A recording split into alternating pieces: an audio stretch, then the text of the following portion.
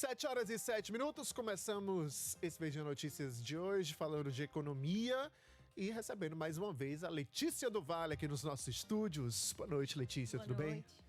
Tudo bem? Tudo certo?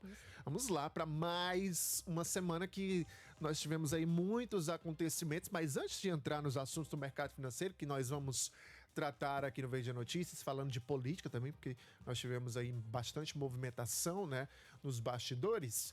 Tem um levantamento, Letícia, que foi divulgado nesta semana e aponta aí que quase 33% das prefeituras aqui no nosso estado não conseguiram sequer suprir as despesas básicas no ano de 2024. Eu queria que você dissesse primeiro quais são essas despesas e o que é que você traz a respeito desse levantamento. Muito bem.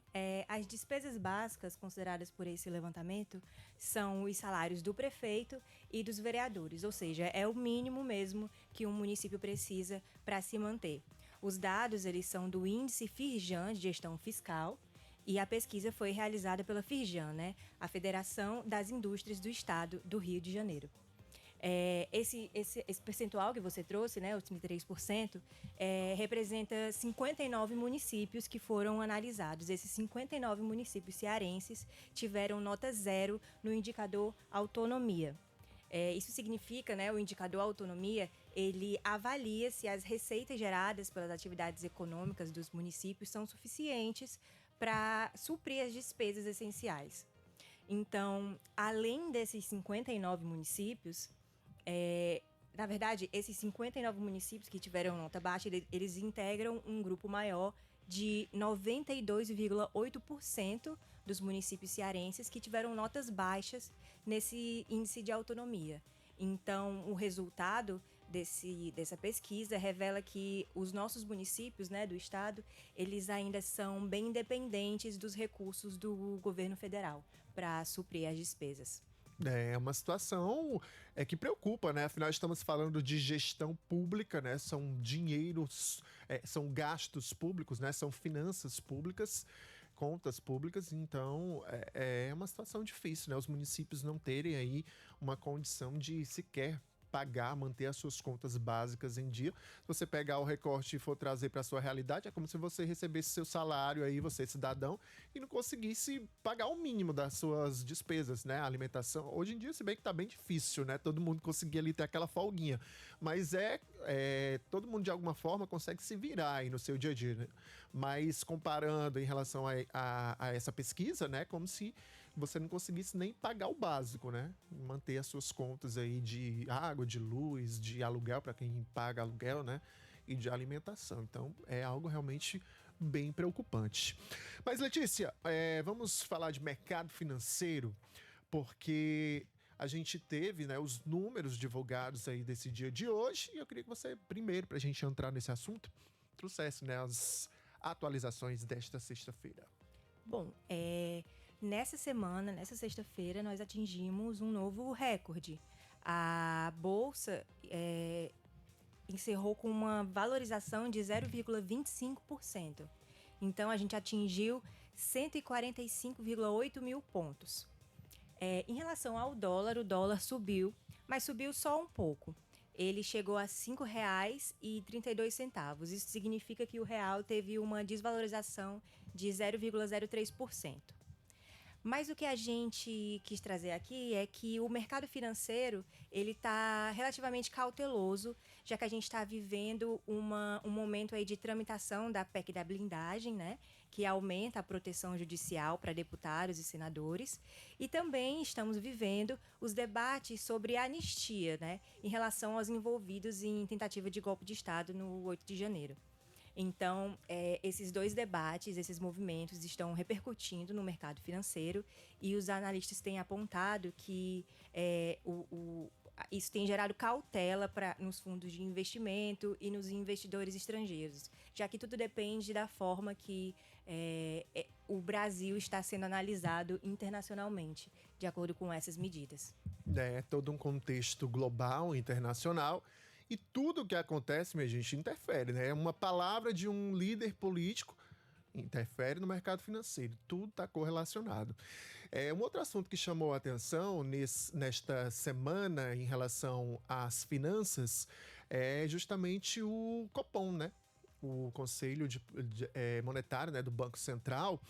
E nós tivemos aí a reunião que costuma acontecer, né, pelos representantes, os economistas, enfim, que tratam, gente, da taxa Selic. E nós tivemos nesta semana a taxa sendo mantida a 15%, mesmo diante aí de um cenário um pouco mais positivo, né, de deflação, que a gente costuma chamar, que aconteceu no mês de agosto, né, quando nós tivemos um leve recuo da inflação neste mês.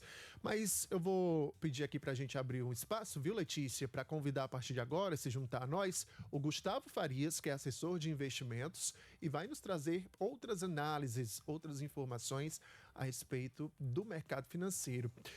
Gustavo, eu já começo dando boa noite e perguntando para você, né? A gente fala muito de taxa Selic. Aqui no Verdinha Notícias é um assunto sempre recorrente porque a gente traz essas movimentações do mercado financeiro, o que mexe com a realidade das pessoas em relação aos investimentos. Então, para a gente traduzir aqui para o nosso ouvinte telespectador, por que a taxa Selic ela é considerada tão importante, hein, para o nosso mercado? Boa noite. Boa noite, muito obrigado aí pelo convite. A taxa Selic, na verdade, é uma taxa que regula todos os empréstimos do governo federal. E como o governo federal é o maior devedor do país, acaba que ele traz todos os outros empréstimos, todos os outros preços de empréstimos para essa taxa, né? Então, também existem muitos contratos que são regulados na taxa Selic. Então, acaba que esse indicador, né, que o Banco Central define, ele é um indicador muito pesado e traz aí um custo maior, né, para quem quer se alavancar, e isso acaba desacelerando a economia, né? Então, a taxa de juros de uma economia ela é muito importante para a gente saber aí como é que vai ser o apetite a risco dos agentes econômicos, né? Em geral, quando a taxa está muito alta, esse apetite a risco fica bem mais baixo. Gustavo, boa noite. Aqui é a Letícia.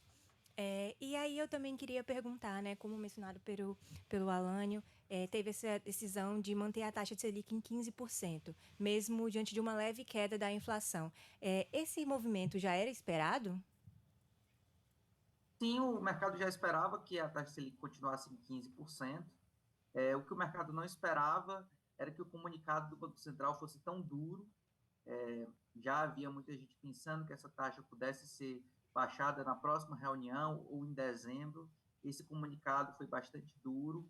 Ele disse que, basicamente, ele deu a entender que se não houvesse um certo cuidado do governo com os gastos, haveria chance até de subir novamente a Selic. Então, ele dá a entender que baixar a Selic mesmo só no primeiro trimestre de 2026. É claro que existem aí inúmeras coisas que podem mudar no meio do caminho, né?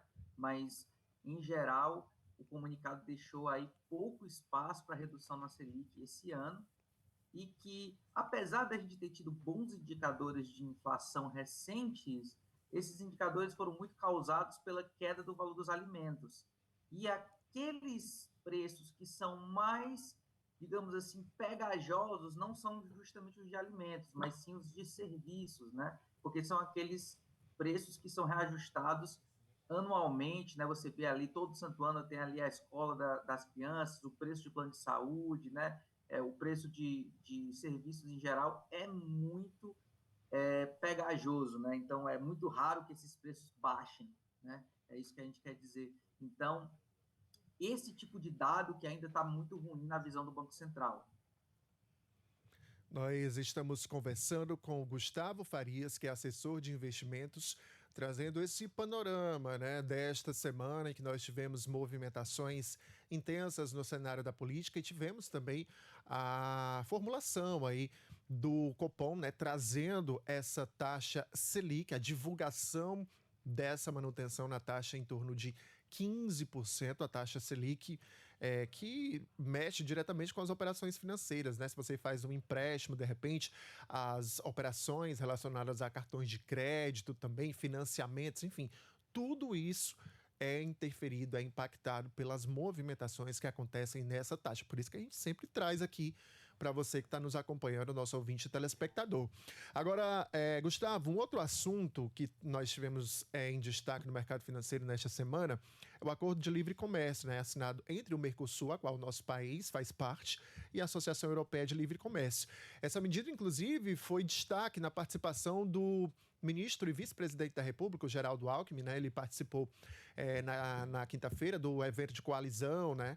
Em relação à alimentação escolar, que contou com integrantes de 80 países, né, representantes aqui no Centro de Eventos do Ceará, e ele tocou nesse assunto, dizendo que o presidente Lula já havia realmente formalizado aí esse acordo para melhorar, de alguma forma, abrir outros caminhos aí para o mercado brasileiro, e aí a gente, claro, insere o mercado cearense. Afinal, nós estamos diante de um tarifaço dos Estados Unidos, né, que foi colocado e lançado no mês de agosto, ainda estamos enfrentando. Muitos empresários aqui do estado do Ceará estão com dificuldades para exportar os seus produtos.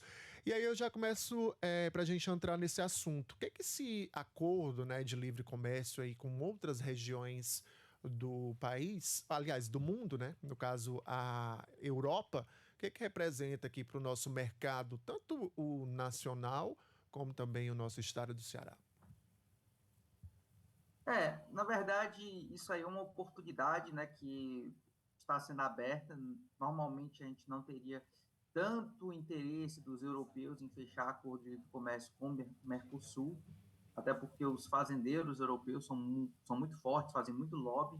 Porém, esse tarifaço dos Estados Unidos, que também atinge a Europa, faz com que a Europa precise buscar aí, né, novos parceiros comerciais para não ser tão atingida, né? Então, cai como uma luva para o Brasil, uma parceria comercial com a Europa, um livre comércio com a Europa, é extremamente benéfico, porque são países que se complementam bem. A Europa em geral, mais industrial e consome commodities, né? O Brasil é um país que produz muita commodity, então tem aí uma boa complementaridade. Então é um acordo de ganha-ganha, assim, é muito difícil enxergar pontos negativos em acordos do Brasil com países europeus. Nesse caso, né, um acordo feito com o EFTA, que é um bloco menor, mas já é muito bom, né? Já está incluso aí, né? Suíça, Noruega, são países grandes que podem vir aí, inclusive, a mudar a opinião de outros países, como a França, que é a principal opositora a um acordo da União Europeia como um todo, né? Isso já pode ir melhorando aí a situação para a gente conseguir finalmente fechar esse acordo. E, Gustavo, em relação ao Ceará, né, que foi o estado brasileiro mais afetado pelo tarifaço, existem setores do mercado cearense que poderiam se beneficiar dessa decisão? E existe previsão para o começo dessas movimentações? O acordo prevê aí vários anos, né, digamos, de sendo tirados essas tarifas, tá? De cara, né, bens industriais e pesqueiros já vão ter ali 100% de isenção. Então, eu acho que é uma grande oportunidade, né, para a indústria de camarão do Ceará, que é uma indústria muito forte, poder ofertar esses produtos para esse tipo de país, que são países, em geral, que não têm ali tanta participação de camarão. Já para a gente trazer ali, talvez, aquele bacalhau, aquele chocolate, né, o bacalhau norueguês e o chocolate suíço, acaba que com o tempo vai ficando bem mais barato também. É uma via de mão dupla nesse sentido, e eu acho que sim, vão haver muitas oportunidades, mas, como eu falei no começo, ainda é um acordo com poucos países, né? São apenas 4 países que não são tão populosos, né? A Noruega só tem 4 milhões de habitantes, mas são países muito ricos. Então, a gente abre a oportunidade de vender, talvez, uma matéria-prima mais cara, algum produto diferenciado. Acho que o empresário cearense tem a plena capacidade de conseguir fazer, encontrar esses espaços, porque realmente o mercado americano é impossível de substituir, é o maior mercado do mundo, né? O que a gente está fazendo aqui é tentando atenuar, né, até onde a gente consegue. É uma boa notícia. Eu acho que todo acordo de livre comércio é sempre uma boa notícia, porque quem mais ganha é o consumidor, que vai acabar conseguindo aí pagar mais barato em alguns bens. Tá, então, a fala do Gustavo Farias, assessor de investimentos, a quem a gente agradece, viu, Gustavo, pela participação aqui no Verdinha Notícias, pelos esclarecimentos. Fica o convite para em outra ocasião para você retornar aqui para a gente trazer mais aí de análise do mercado financeiro. Eu que agradeço o convite, pode chamar sempre que precisar. Um abraço, bom fim de semana. Letícia do Vale, muito obrigado, meu amigo, pela sua participação mais uma vez. Bom fim de semana também, tá? Para você também, para todos os ouvintes e telespectadores. É isso.